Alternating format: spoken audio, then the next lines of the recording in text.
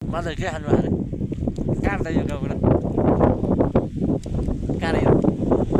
कहाँ रे यो कार्तिक बजेर नगर्नु न तल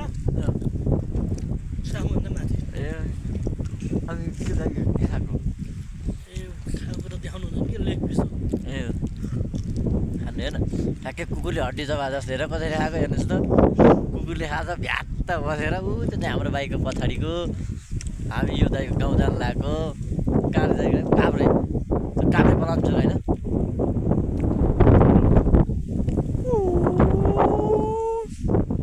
पछाडि भ्यू त्यहाँ खतरा हुँदो रहेछ त्यो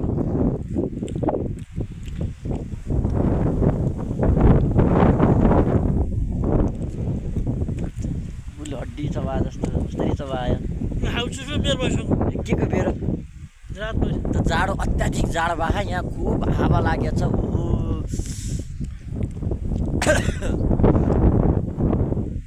मेरो लाइफको सबैभन्दा लामो बाइकको यात्रा भनेको सायद आजै होला